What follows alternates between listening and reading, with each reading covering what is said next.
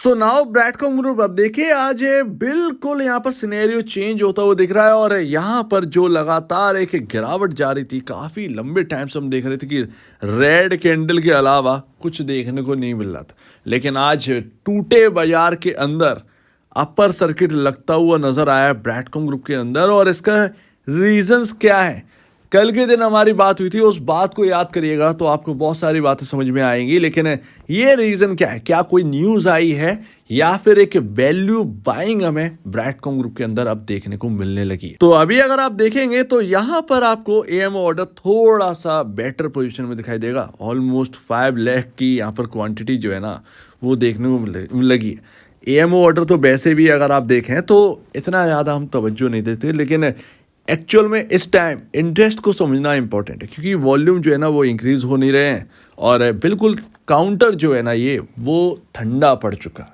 कोई मूव हमें देखने को नहीं मिल रहा है। काफ़ी लंबे टाइम से अगर आप देखें 40 पैसे का पूरे दिन में मूव मिल जाता था, निचले लेवल से ऊपर के जो लेवल है 40-50 पैसे का मूव। तो ऐसे में कुछ हुआ तो आए नहीं है, तो वो यहाँ पर ना क्लियर बात है।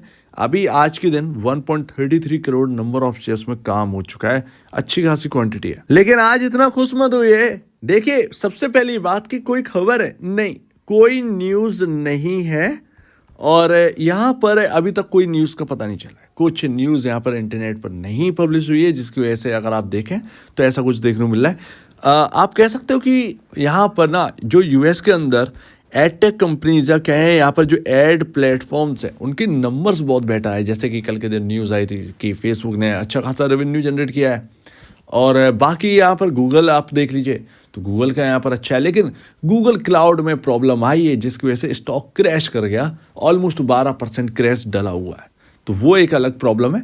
माइक्रोसॉफ्ट से उनका बहुत ज़्यादा यहाँ पर जो है ना टक्कर भी चल रही है, सो दैट उसकी वजह से गूगल को प्रॉब्लम आने वाली है। ठीक है, फिलहाल कल के दिन यहाँ पर जो है ना मेरी बात हुई थी आपसे और मैंने आपसे कहा था कि आज के दिन अगर प्राइस मूव मिल गया ना अच्छा खासा तो ठीक है, क्योंकि ट्रेंड लाइन के ना पहला दिन था कल के दिन जो डाउन साइड का था। ऑलमोस्ट सॉरी यहाँ पर ना कल के दिन दूसरा था, एक्चुअल में दूसरा था, और दूसरे दिन यहाँ पर जो है ना आपको यहाँ पर क्लोजिंग देखने को मिली। और फिर यहाँ पर जो है आज का दिन एक अच्छा खासा दिन है और यहाँ पर आज आपको ट्रेंड लाइन के ऊपर वापसी आती हुई दिख रही है। लेकिन खुश मत होइएगा, क्योंकि अगर आप देखोगे तो यहाँ पर ना आप देख सकते हैं कि एम पैटर्न भी यहाँ पर देखने को मिला और उसका जो एक लेवल है 16.45 है। और कल के दिन होगी असली टेस्टिंग, क्या कल 16 रुपये 45 पैसे के ऊपर बंद होगा? यस कहीं ना कहीं, क्योंकि अब हुई है वापसी ट्रेडर्स की, इन्वेस्टर्स की, और वैल्यू बाइंग आज देखने को मिली है। वैल्यू बाइंग क्यों? क्योंकि यहाँ पर ना सबसे चीपेस्ट स्टॉक आपको पूरे मार्केट में देखने को मिल रहा है, जिसके फाइनेंशियल कुछ इस तरीके से है। सिंपल है, 7,000-7,500 करोड़ की अर्निंग आपको 16 रुपए के भाव वाले स्टॉक में नहीं देखने को मिलेगी, वो भी 2 के पी रेशियो, 2 पॉइंट समथिंग के पी रेशियो पर कोई स्टॉक आपको देखने को नहीं मिलेगा। सिंपल है, तो ये वैल्यू बाइंग जो है ना वो अब यहाँ पर हुई है और 16 रुपये मामूली प्राइस है अगर आज के निवेशक के हिसाब से देखें तो।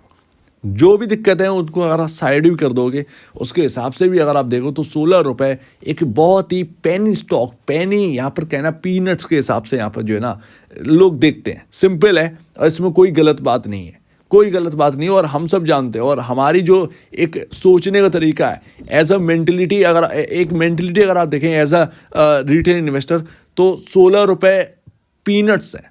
हम यहाँ पर एक कभी भी ना रिस्क लेने के लिए तैयार रहते हैं हम रिटेल इन्वेस्टर्स। लेकिन मैं हमेशा कहता हूं कि रिस्क आपको पता होना चाहिए, कितना आप रिस्क ले रहे हो, क्या आपके मुताबिक रिस्क है या नहीं है, क्या आपके रिस्क जो है ना आपके मुताबिक से ज़्यादा तो नहीं है। ज़्यादा है तो हमेशा दिक्कत ही देगा, और रिस्क अगर काबू में तो सब बढ़िया है, कोई भी दिक्कत नहीं है। और वैसे भी स्मॉल कैप में अगर आप देखें तो काफ़ी कुछ यहाँ पर उथल पुथल होता ही रहता है, तो उसमें रिस्क के हिसाब से पैसा लगा होना चाहिए किसी भी स्टॉक में, और एक सिंगल स्टॉक में तो कभी पैसा लगा नहीं होना चाहिए, हमेशा ध्यान रखिएगा। फिलहाल हम देखेंगे कि कितना रिस्क है, कितना रिवॉर्ड है इस स्टॉक के अंदर, और इसका रियल प्राइस क्या है। देखिए आपका जो अर्निंग पर शेयर है वो 7.01 का है, ठीक है ना। आपका पी रेशियो 2.28 का है, और काश ये 20 हो जाए। और यहाँ पर ना आपका अगर आप देखेंगे कि पी रेशियो, सबसे बेहतर पी रेशियो कितना होता है 20 से 25, 20 से 25, और आपका जो इंडस्ट्री पी है 26.07 है। ये आपका जो इंडस्ट्री पीएस है ना, उनकी गिरावट की वजह से, जैसे कि आप देखेंगे कि लार्ज कैप गिर गए हैं काफ़ी ज़्यादा, ठीक है ना, मिड कैप गिर गया है, स्मॉल कैप में काफ़ी स्टॉक्स गिरे हैं, तो उसकी वजह से इंडस्ट्री पी ना 26 है, कभी ये 36 के आसपास था। सोचिए 36 का यहाँ पर इंडस्ट्री पी था, और ब्रैडकॉम ग्रुप कभी 32 का पी हिट किया है, 32 का पी रेशियो हिट किया है। तो सिंपली है यहाँ पर समझना। तो अभी देखिए 20 से 25 का होता है, मैं मान के चलता हूँ 20 का गुणा कर दीजिए, अर्निंग पर शेयर में 7.01 में ऑलमोस्ट यहाँ पर जो है ना आपका 140 रुपये का भाव निकलता है, यानी कि 140 रुपये इसका प्राइस होना चाहिए था। उस वक्त क्या होता अगर ये 140 का प्राइस होता, आपका पी रेशियो बिल्कुल कंफर्टेबल जोन में होता, आप इंडस्ट्री पीआर से फिर भी सस्ते होते, आपका अर्निंग पर शेयर अच्छा खासा है, आपकी बुक वैल्यू 34.61 है, उसके कंपैरिजन आप ऑलमोस्ट 4 टाइम ऊपर चल रहे होते, जो कि आईटी सेक्टर के अंदर मिड कैप में अगर आप देखोगे तो 4 to 5 टाइम स्टॉक मामूली आपको देखने को मिल जाएंगे। लेकिन हमें वो सब देखने को नहीं मिल रहा है, क्योंकि स्टॉक की जो एक दिक्कतें हैं वो स्टॉक को घेरे में लिए हुए हैं, और काफ़ी बड़ी दिक्कतें भी है, हम इन्हें छोटा मोटा दिक्कत नहीं कह सकते, सिंपल है। तो ये तो हो गया आपका रिवॉर्ड कि 140 रुपये जो देखने को मिल रहा है ना, वो आप खुद भी कैलकुलेट कर सकते हैं, और खुद कैलकुलेट करके देखिएगा भी, मेरी बात मत सुनिए, कैलकुलेट करके देखिएगा। अब बात करते हैं रिस्क कितना है। रिस्क कितना है, देखिए रिस्क का ना आप एक वैल्यू नहीं निकाल सकते। हुआ क्या है कि हमें जो एक फिगर दिख रहा है ना, number of shares, sorry net cell का 7,396, ऑलमोस्ट 7,400 करोड़ का अर्निंग है 2023 मार्च में।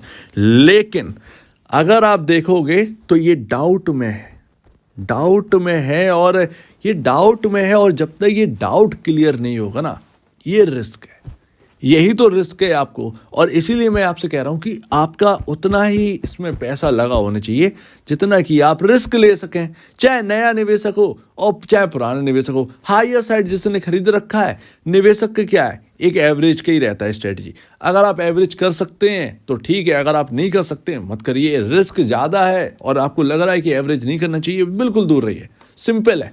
तो वो यहाँ पर है, लेकिन ये डाउट में है क्योंकि कंपनी के ऊपर काफ़ी कुछ यहाँ पर जो है ना सवालात आ चुके हैं, और उसकी वजह से अगर आप देखें तो कहीं असेट इम्पेयरमेंट, और असेट इम्पेयरमेंट कोई बहुत बड़ा नहीं है, बहुत ही अगर आप उसमें फिगर देखोगे तो कोई बहुत बड़ी फिगर नहीं है, ठीक है ना। लेकिन दिक्कत है तो है, जो बताई गई है वो सिंपल है। एक बार अगर यहाँ पर ये क्लियर हो जाता है कि आपके फाइनेंशियल बिल्कुल सटीक हैं, सही हैं, या कुछ यहाँ पर ना दिक्कत है, कुछ बढ़ाकर तो नहीं बताई गई है।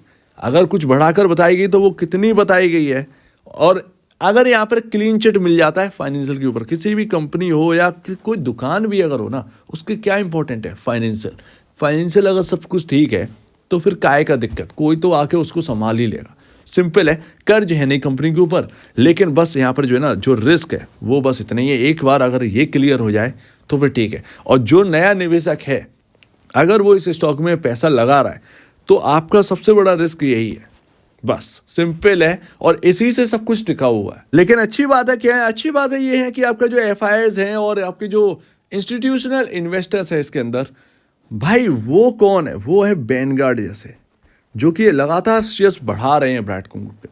वो है आपका ब्लैक रॉक, जो कि दुनिया की सबसे पावरफुल कंपनी है। तो ऐसे फंड्स जो है ना इंटरनेशनल, जो ग्लोबली यहाँ पर होल्ड करते हैं असेट्स 11 ट्रिलियन डॉलर के, वैनगार्ड होल्ड करता है 7 पॉइंट समथिंग ट्रिलियन डॉलर का असेट।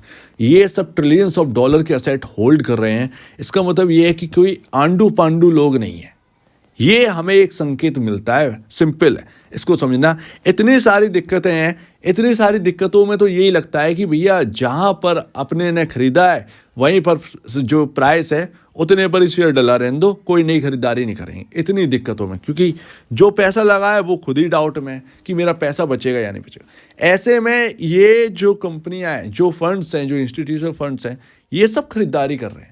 तो ये एक पहला सिग्नल मिलता है इस स्टॉक के अंदर, जो कि सबसे बढ़िया है। दूसरा जो है वो है आपका म्यूचुअल फंड। हर महीने का डेटा हम लोग शेयर करते हैं, हर महीने का डेटा हम लोग रीड करते हैं और उसकी इंपॉर्टेंस समझते हैं।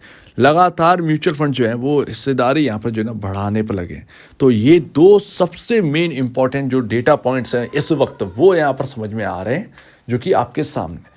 तो आप उम्मीद है आप रिस्क एंड रिवॉर्ड समझ गए होंगे। स्टॉक बहुत ही सस्ता है मार्केट के अंदर, बहुत ही ज़्यादा, लेकिन उसकी दिक्कतें कुछ और है। और उसके बावजूद अगर यहाँ पर जो है कोई निवेशक यानी कि रिटेल निवेशक अगर पैसा लगाता है तो उसको रिस्क पता होना चाहिए कि वो उसे रिस्क कितना लेना है। बुराई कुछ भी नहीं होती कहीं भी शेयर खरीदने में, आप किसी को रोक नहीं सकते, मार्केट में सब कुछ जायज़ है। ऐसे तो बहुत सारे जो स्टॉक्स है ना 100 रुपए से गिरकर 5 रुपए पर ला के खड़ा कर दिया, एनालिस्ट ने कहा कि इसका कुछ नहीं हो सकता, बेच के निकल जाओ, वो आज 350 पर है। तो वो सिंपल सी बात है, यहाँ ये मार्केट है और मार्केट में क्या होगा किसी को कुछ नहीं पता। सो उम्मीद है आपको बहुत सारी चीजें यहाँ पर जो है ना वो समझ में आई होंगी। और आपका क्या कहना है इसके ऊपर कमेंट सेक्शन में किया और अब दीजिए वीडियो देखने के लिए बहुत धन्यवाद दोस्तों।